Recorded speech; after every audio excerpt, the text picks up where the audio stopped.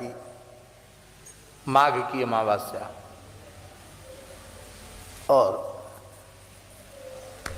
शरीर तो शरीर है, हमारे कफ, खांसी और ज्वर राम जी की दया से तीनों हो रहे थे। और प्रयाग में खेमका जी के यहाँ हम थे, माघ मेला था, तो सब निकटवर्ती लोगों ने कहा कि बहुत ठंड है और बड़ी भीड़ है, ऐसे में वाहन भी नहीं चलेंगे, थोड़ा पैदल भी चलना पड़ेगा, और फिर सवेरे सवेरे त्रिवेणी में गोता लगाना, आपकी तो तबीयत ठीक नहीं, गर्म जल से नहा लो यहीं, और हम थोड़ा गर्म पानी ले आते हैं, गर्म कर देंगे, वो नहा लेना संगम के जल से।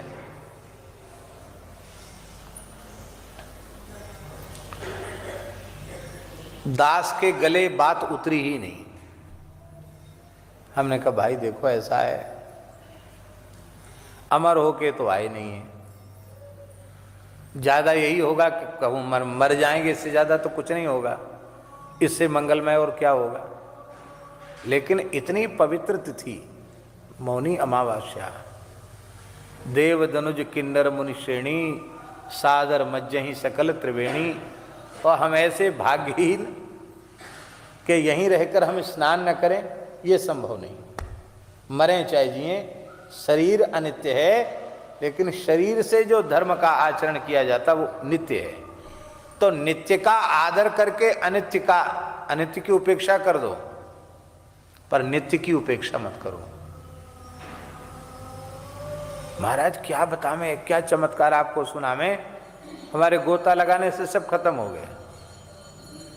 ठंड में गोता लगाने से बीमारी बढ़ी नहीं, उसके बाद आराम होने लगे, ठीक हो गए। त्रिवेणी तो साक्षात त्रिवेणी है। प्रत्यक्ष हैं गंगा जी यमुना जी, संदेह नहीं करना। आपके भीतर इतना सा भी भाव हो गए,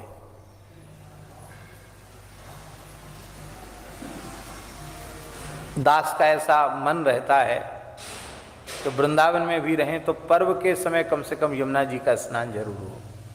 कितना सौभाग्य है, यमुना जी ने अपना आश्रय दिया हुआ है। लोग कहते यमुना जी में ऐसा पानी वैसा पानी, जैसा हो वैसा हो, हमारे लिए तो यमुना जी ही है। भगवान की पटरानी है, पतित पावनी श्री यमुना जी हैं। जन्माष्टमी का दिन था और शरीर में ज्वर था, यहाँ ऊपर में अपने राम थे, 2-3 दिन से बुखार था। और उस दिन बड़ी वेदना हुई कि बताओ, पहली बार ऐसा अवसर है कि जन्माष्टमी को कम से कम यमुना जी साक्षात श्री कृष्ण स्वरूप हैं, तो जन्माष्टमी को तो यमुना जी में गोता लगना चाहिए कम से कम। यमुना जी में आचमन करें, यमुना जी में गोता लगे, कुछ तो करें। तो राधिका दास जी बरसाने से आए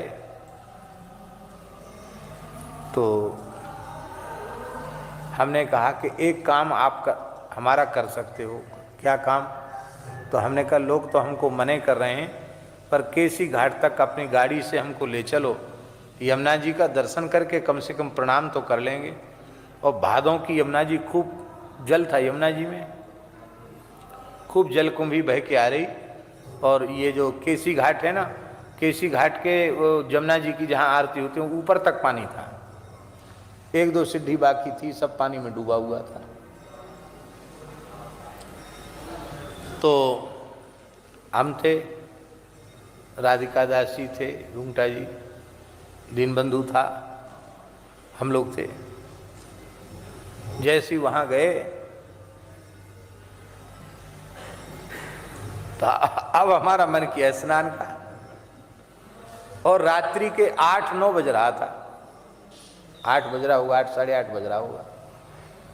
मैंने कहा मैं पूछूंगा तो लोग कहेंगे कि आचमन की कह के आए हो, अब यहाँ गोता लगा रहे हो।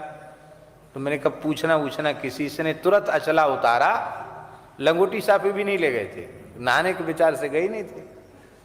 तुरंत अचला लंगोटी उतारा और लंबी डंडौत जमुना जी को करके जय जमुना मैया की।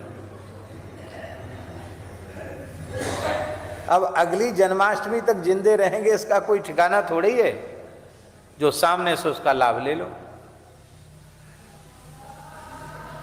अब जब दास ने गोता लगाया तो फिर जो साथ में थे उनको भी शर्म आई थोड़ी, तो वो भी गोता लगाए। खूब मिट्टी, बरसा में मिट्टी चलती ना जल में, मटमैला जल था, मिट्टी खूब थी, जलकुंभी थी।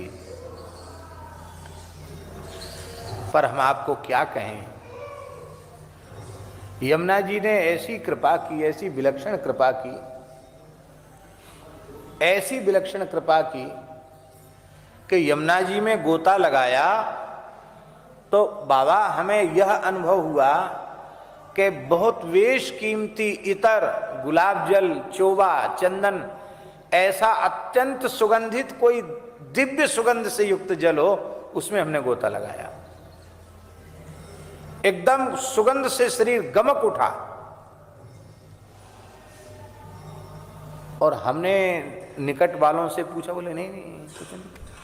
हम क्या सुगंध तो आ रही कि नहीं? बोले हाँ सुगंध तो आ रही है। कहां से आ रही सुगंध? यमुना जी के जल की सुगंध है। क्यों? यमुना जी श्री कृष्ण स्वरूप हैं, साक्षात श्री कृष्ण के श्रीअंग की सुगंध है ये। और भैया जी कई दिनों तक शरीर में सुगंध रही आई, वो दिव्य सुगंध एक दिन दो दिन नहीं, कई दिनों तक शरीर में रही आई, कपड़ों में रही आई। आप कैसे कहेंगे कि यमुना जी नदी है? ये साक्षात श्री ठाकुर जी की प्रियतमा है, ठाकुर जी का स्वरूप है। पर वही बात है, हम लोग भाव ही नहीं रखते हैं।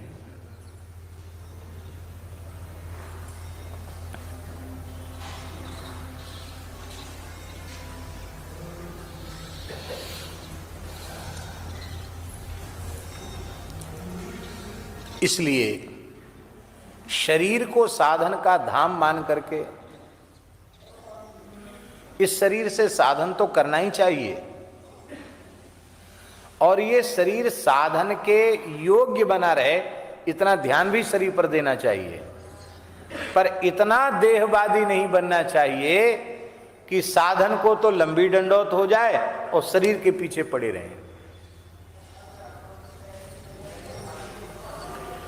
सवेरे 3 बजे 4 बजे सैया त्याग में कितना कष्ट होता है, और ठंडी के समय में पूछो, बहुत भारी तकलीफ होती कंबल रजाई छोड़ने में। लेकिन यदि उतने समय कोई छोड़ करके स्नान करके माला लेकर बैठ जाए तो उस समय भजन का सुख जो मिलेगा, क्या उस सुख की तुलना उस रजाई के सुख से की जा सकती है क्या?